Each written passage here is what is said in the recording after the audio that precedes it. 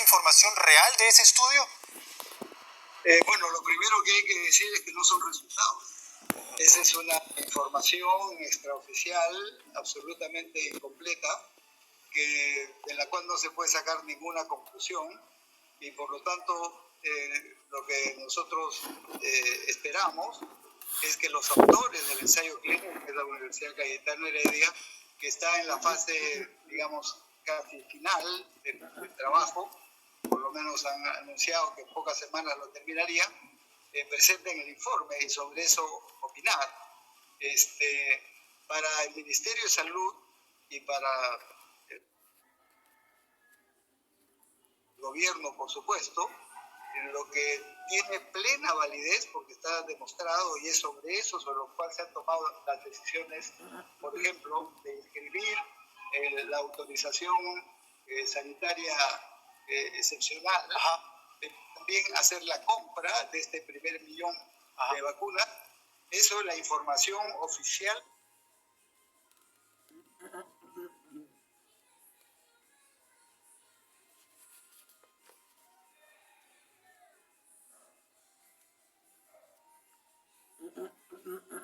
Presentada por la empresa para el registro en el país.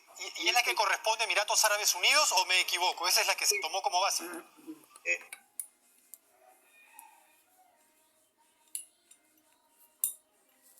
Entre otras, que se ha revelado una parte, es decir, lo que se ha visto es algunas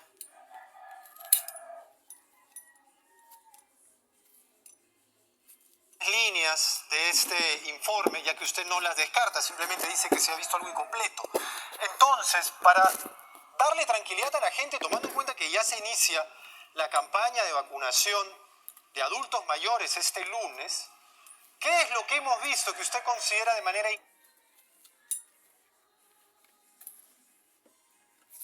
incompleta?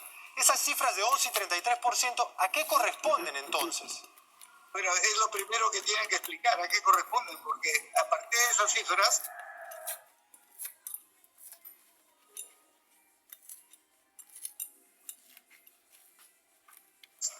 hay dos interpretaciones. Y hay especialistas que no son del Ministerio de Salud, que lo que están diciendo es que ese 11.5 es de positividad PCR. ¿Qué quiere decir? De enfermedad, o sea, de presencia de los efectos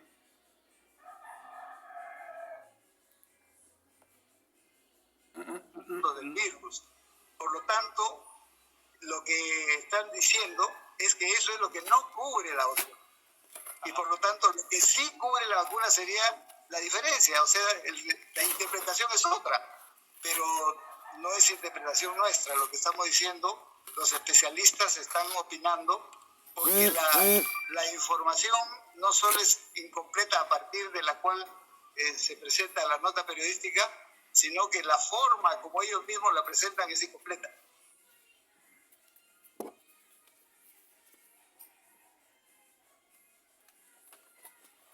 ¿Se da cuenta? Porque puede tener la lectura inversa, que tiene una positividad de protección a las personas, que es quien ha reemplazado al doctor Málaga, que va a ser en próximas semanas. Entonces, próximas semanas, pero no hay una fecha.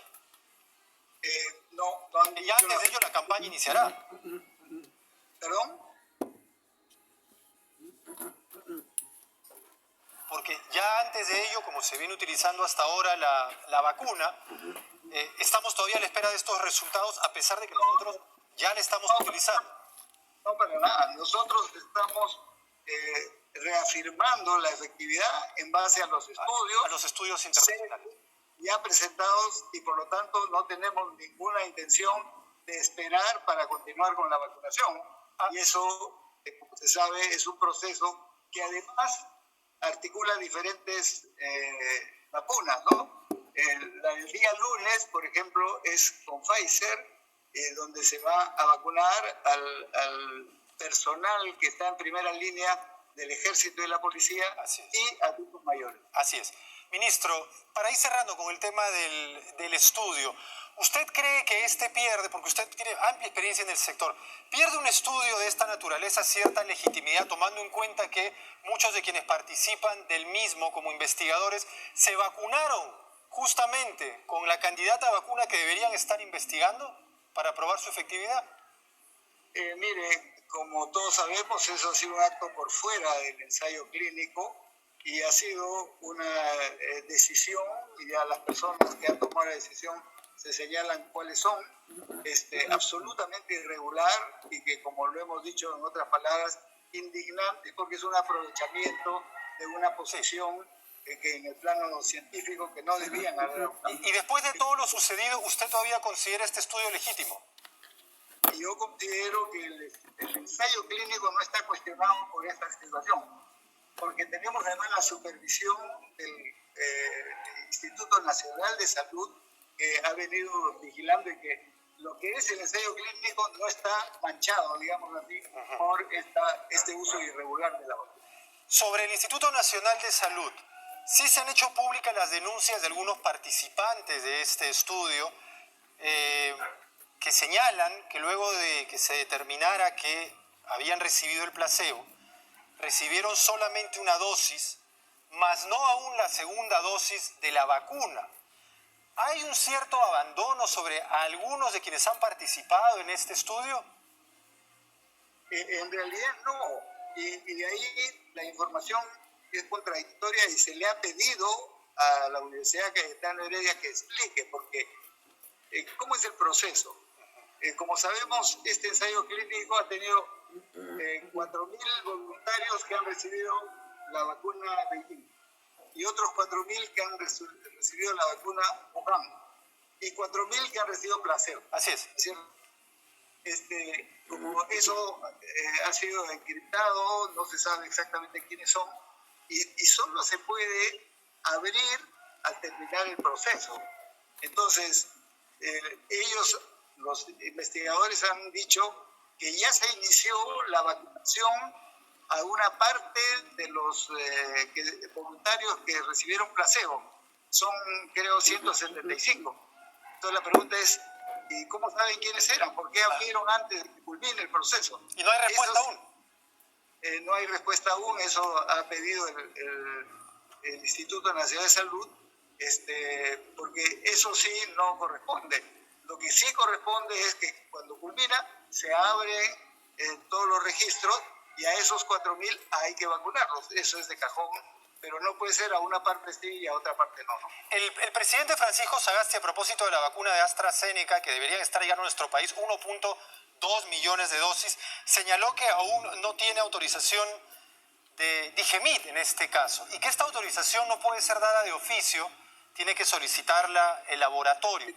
Dentro del marco de emergencia en el que nos encontramos, ¿no existe la posibilidad de algún decreto de urgencia que agilice este trámite o que permita la acreditación correspondiente por parte de Digemit? No, porque ya la ley la ley de medicamentos del año 2009 ya lo autoriza, que para situaciones de emergencia los trámites se abrevian al máximo. Pero ha salido otra ley en noviembre que ratifica eso y por lo tanto en su reglamento establece que se aligeran, digamos, los plazos para que la aprobación de la autorización correspondiente o del registro provisional sea dada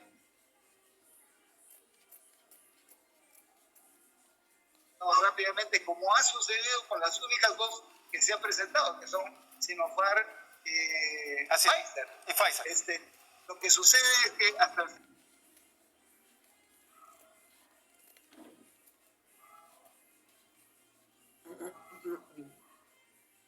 Seneca todavía no ha presentado esta información. A eso es a lo que se refirió el presidente, que eso no lo puede hacer el Estado de motu propio, ¿no es cierto? ¿Y hay comunicación con este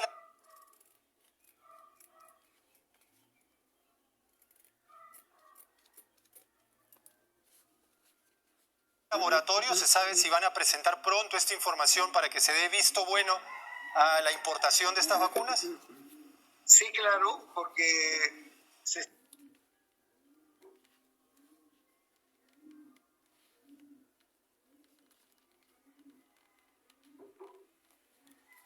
está negociando con AstraZeneca, tanto directamente como se ha hecho con Pfizer, así como a través de COVAX Facility, porque ellos son aportantes también a ese fondo de COVAX Facility que promueve la Organización Mundial de la Salud. Sí, pero este 1.2 millones está dentro de COVAX, es decir, aunque la negociación con AstraZeneca... Entonces, son ellos los que tienen que resolver. Se va a aplicar el mismo criterio y la misma rapidez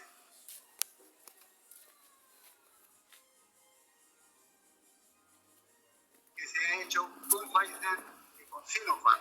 Entonces, estamos a la espera. Eso, como digo, hay una relación fluida, se les ha acordado. Ellos conocen de sobra porque AstraZeneca sí tiene representación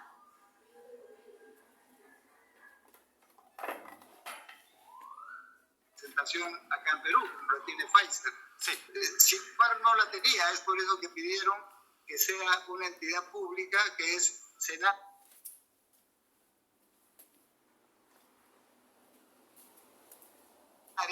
que ha actuado como representante de Sinopharm. Ahora, ¿cuándo empezarán, ministro, a llegar las vacunas en mayor volumen? Digamos, llegan...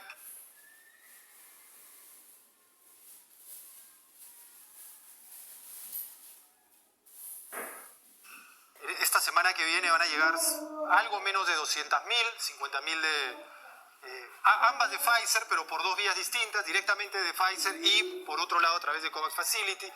Pero si vamos de 100.000 en 100.000 semana a semana, igual podrían tardar años el tener las vacunas necesarias para inmunizar a 25 millones de peruanos, tomando en cuenta que en el caso de estas vacunas, salvo Johnson & Johnson, se requieren de 2 dosis para inmunizar a una persona.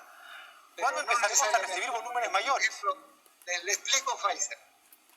La suscripción del acuerdo con Pfizer es por 20 millones. Sí. ¿Ok?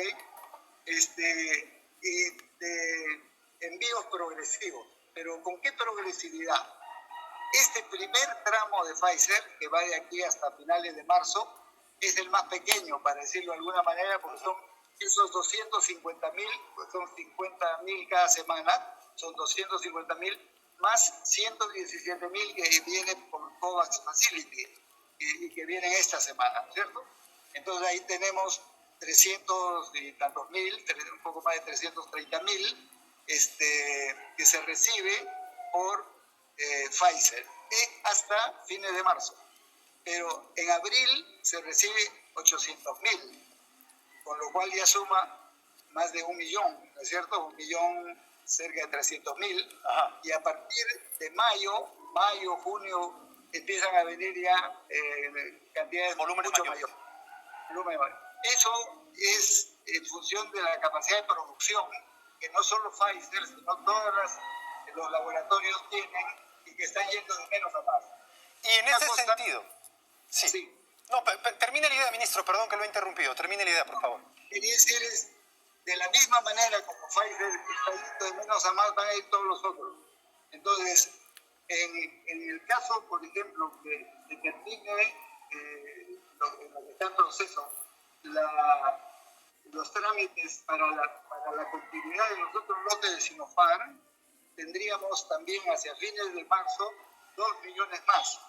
Y durante el mes de abril 3 millones más.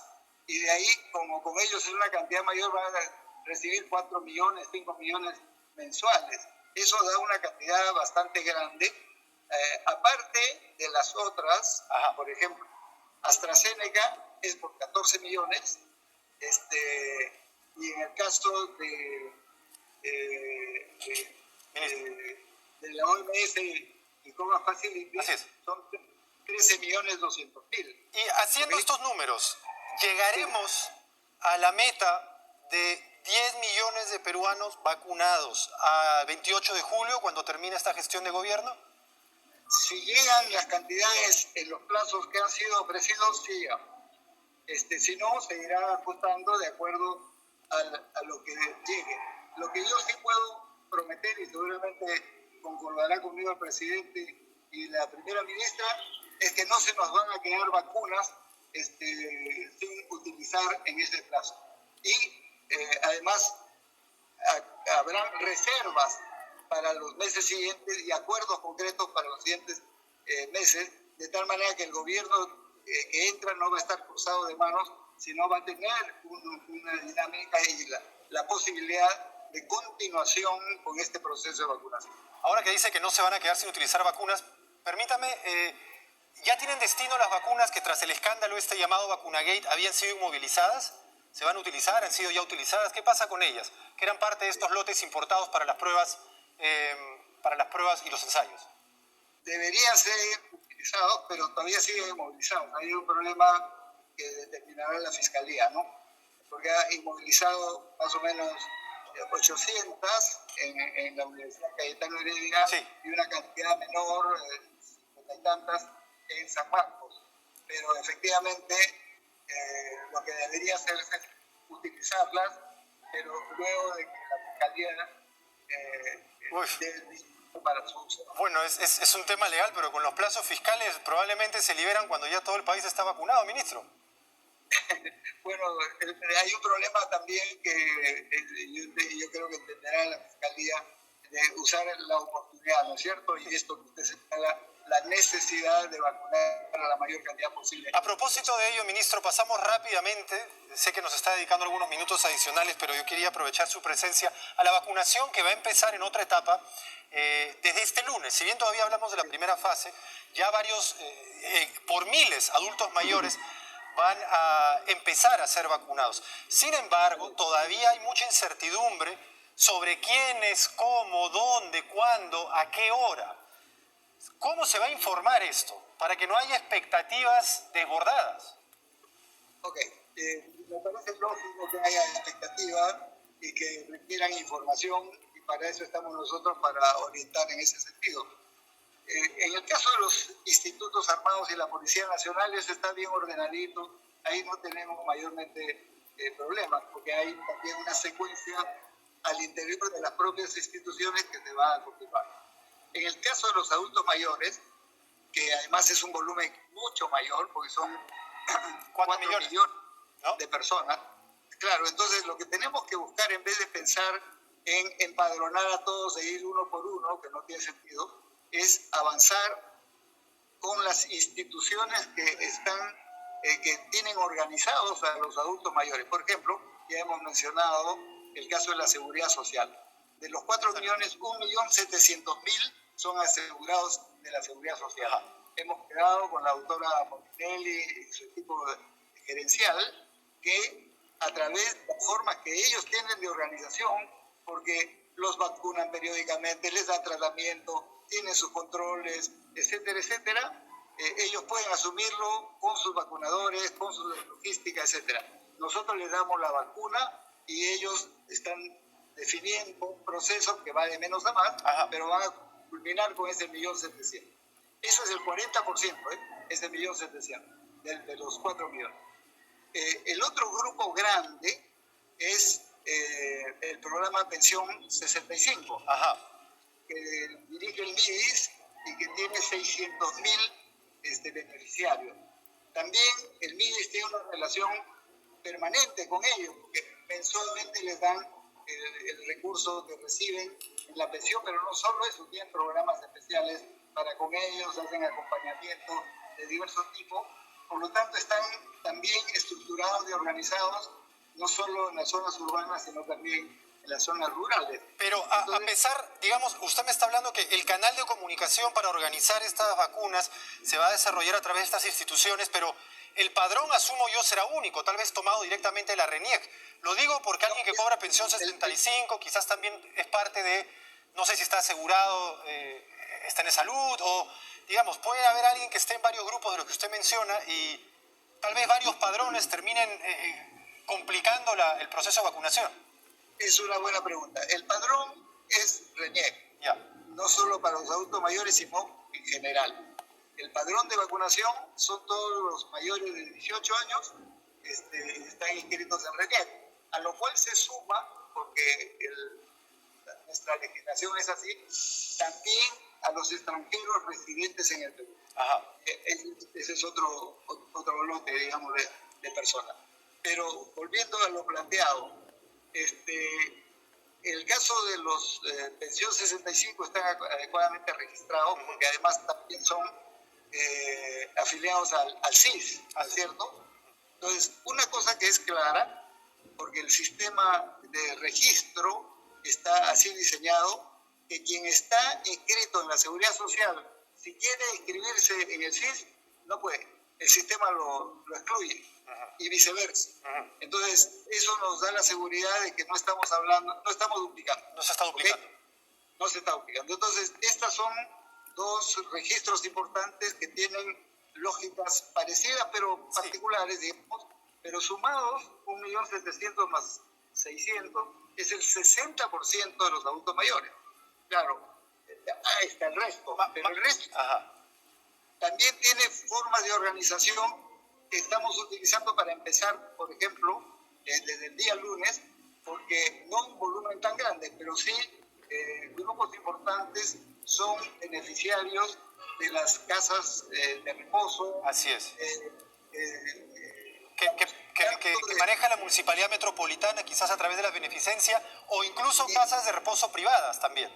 También privadas y también del Ministerio de la Mujer y del INAVIF. Así es. Entonces, con ellos, por ejemplo, vamos a empezar. Entonces, en ese caso, están todos en el mismo ambiente, en el mismo local, y ahí es muy fácil vacunar a todos. ¿Sí? Ahora, en este caso, ministro, estamos hablando esta semana que viene del inicio de la vacunación para aquellos que son mayores de 80 años, digamos los más vulnerables entre los vulnerables. Sin embargo, hay también muchos casos de menores de 80 años que tienen enfermedades muy complejas y que los hacen especialmente vulnerables a esta enfermedad. ¿Ellos también van a poder ser vacunados con alguna prioridad? Claro que sí, por supuesto que sí.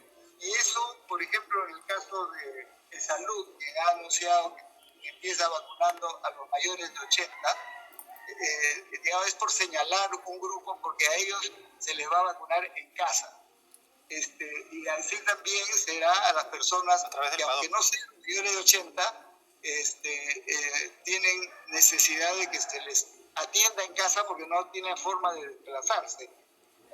Pero eso tampoco es nuevo, porque Salud tiene el sistema PADOMI, que es el programa de atención domiciliaria, que ya los tiene registrados y por lo tanto ya hay una práctica que no es complicada de utilizar en este caso. Pero, por ejemplo, en el caso de las casas de reposo... Para ir cerrando, ministro. Sí, ahí no tiene sentido distinguir quién tiene más de 80 o menos de 80, ahí se vacuna a todos, ¿cierto? Entonces, son matices que se aplican en cada estrategia. Y finalmente, disculpe que lo haya dejado al final, siendo además en este momento probablemente el tema más urgente, se ha resuelto el contrato con la UNI, no cumplieron lo que se comprometieron a entregar, que son 47 plantas de oxígeno, entregaron 5, tengo entendido, ustedes les solicitaron luego 13, ya ni siquiera llegaron a los plazos de su solicitud, se resolvió el contrato. ¿Con qué nos hemos quedado entonces? ¿Cómo vamos a obtener el oxígeno que en este momento tanta falta hace? ¿Se ha encontrado algún proveedor internacional? Te explico, porque claro, siempre hemos tenido un plan B, ¿no es cierto?, respecto a este contrato, porque ya veíamos que no necesariamente. ¿Y cuál es ese plan B? El plan B, pero le preciso, lo que nosotros hemos dicho, le damos el plazo de 5 días que está establecido en el contrato, es el plazo mínimo, y si no cumplen los 5 días, rescindimos, y que me parece va a suceder. Pero el plan B es que tenemos, vía la institución Legados de los Panamericanos, que tiene autorización para procesos más rápidos, tanto de importación como de compra en el país, para que ellos se encarguen pues ya tienen un estudio de mercado, de la adquisición y reemplace esto que la Universidad de Ingeniería no ha podido cumplir. Entonces, nuestro objetivo principal efectivamente no es el juicio o lo que fuere, es satisfacer las necesidades urgentes de oxígeno, y por esa vía estoy convencido de que vamos a tener en las siguientes semanas los contingentes necesarios, aparte de los que ya estamos recibiendo vía, por ejemplo, donación de Respira Perú, empresas privadas, compra de gobiernos locales o regionales, que es una suma que ha permitido, antes de la pandemia, en los hospitales públicos solo había 9 plantas. Actualmente hay 144 plantas. y podemos todavía seguir ampliando y seguramente vamos a llegar con las nuevas compras a alrededor de 200 plantas. ¿Y cuándo? ¿Cuándo, ministro? ¿Cuándo calcula usted? Porque alguna proyección deben tener. ¿Tendremos esas 200 plantas instaladas y funcionando en nuestro país? Bueno, eso ya se está efectuando en el caso, por ejemplo, de donaciones y compras, aparte de lo que hemos conversado de la UNI, y por lo tanto ya en esta semana se está cumpliendo, pero pensamos que puede ser entre 7 a 8 semanas la totalidad de la compra para atender no solo la coyuntura, sino dejar una capacidad instalada en los hospitales a nivel nacional en forma permanente. Muy bien, ministro, le agradecemos muchísimo y especialmente el tiempo que nos ha dedicado saliendo además de una conferencia de prensa larga. Muchas gracias. Muchas gracias. Hasta luego. El ministro de Salud, Óscar Ugarte, dándonos detalles amplios a propósito de la campaña de vacunación.